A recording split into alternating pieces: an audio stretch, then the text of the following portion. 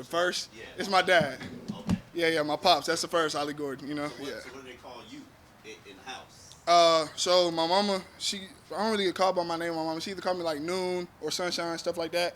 And then like other people that like know my dad, they call me like O2 or OJ. So, What do you kind of like want that. us to call you? I'm cool with Ollie. I like my name. That's something different. You've never been called Junior, right? Junior, no, I actually don't like being called Junior.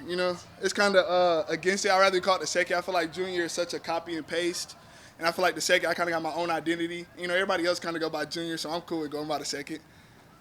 You've had some good runs in camp. Are you pleased with how it's gone? I feel like camp's been going great. Getting in there with my teammates, learning from my vets. Honestly, I can't thank them more. They take the time out their day to help me understand what I'm doing. My coach helps me. Our line's coming together looking great. So, hey, I feel like camp's been moving great for us.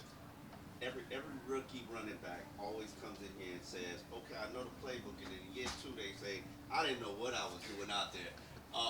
What is the honest answer? Do you get it, or you just don't know what's going on? So yeah, no, I definitely get it. Like I said, I can't thank my vets more. Like I said, my vets take the time out their day to help me. My coach takes one-on-one time with me. I'm just glad I'm able to put my pride aside and actually ask my vets for help. Instead of acting like that stuck-up rookie. So I'm just glad I'm able to ask them for help. They don't make fun of me for stuff I don't know. They actually help me. So I feel like it's great being in the room with them and my coaches. So yes, sir. What do you think about where you are on the depth chart every day, or is that something that you think is a positive, or is that a negative? Honestly, I don't really think about it. At this time, it's too early to tell anything. And like I said, I'm here for the team. Whatever the team need me to do, I'm here to do. So depth chart not really in my mind right now. It's about getting my offense down, being able to help my teammates, learning from my teammates, stuff like that. You have a physical running style. Have you thought about? I know you don't probably know the reputation of this team, but they want to change the reputation to be known as a physical, not finesse team. How do you do that? Like I said, just get the ball downhill. That's really what, like you just basically just answered it. Just getting the ball downhill. And like I said, whatever the team, I'm here for it.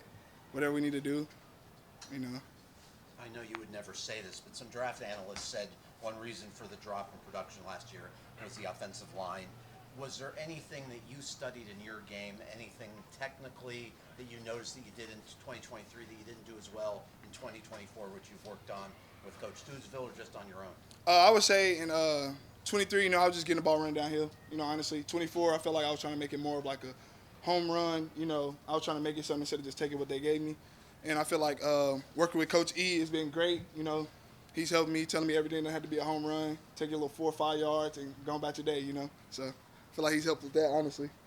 How would you assess that short yardage period there towards the end of practice? I feel like it was great for us, We had like 4 or 5 different backs in, and we all moved the ball great. O-line was pushing the line of scrimmage down the field, so that was great also. Can't go wrong with that. You mentioned the offensive line a couple times. What stands out about that group for you? It's just like, we got a bunch of different people coming together on different teams. It's not the same exactly O-line as it was last year, so, we got some different faces in there, and you couldn't tell that we just started playing together.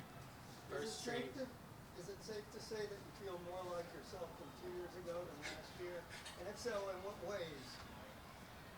I would say, yeah, it is safe to say that. I just feel like I said, just talking to Coach E and getting back to the basics from 2 years ago. Like I said, not trying to make everything a home run. I feel like I was too focused on trying to make everything go score instead of just taking what they were giving me. First training camp, has it been standard? Any surprises for you? I ain't expect us to be at the facility this long for real. In college fall camp, you get in there, you're there for a couple hours, you probably leave earlier than what it is. But, here now, you actually here doing something hour to hour to hour. It's real. Do you have to go to class here? Nah, yeah, you don't. That's low-key a plus, though. I'm not mad about that. What's been the moment that you've been maddest at yourself? Was it the fumble you had? I know everyone fumbles. Was it that one? What moment were you maddest at yourself about so far in camp? Coming out here? Yeah. I'd probably say, yeah, when I fumbled. Me fumbling is just not me.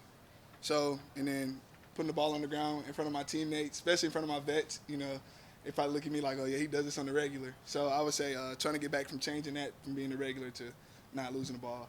I couldn't find out your last fumble even in a game. It seems to have gone back a while. Do you remember? Last one in a game? I don't know. That's a great question. Yeah. Any last year that you remember? I think I had one last year, probably beginning of the season. Good deal. How are the vets holding you accountable? Like, what does that process look like? So And you just talking about the fumble after that, all the D linemen, all the O linemen coming up to me. The D linemen, they push me every day. They tell me, like, I'm going to take the ball from you. Like, they tell me that. And then, like, I would say another way they hold me accountable is every time a ball on the ground after practice, I come to the locker room and they be like, that was you? That was you? Like, nah, bro, that wasn't me. But, it's just stuff like that, I feel like I got to take care of the ball to earn their trust and be able to be with them, What's Alexander Madison like in that process? Because he's the most veteran. Yeah, I would say he's great. I love Deuce. He's a great person. When I'm cut to the sideline and I don't see anything out there, he comes, he helps me.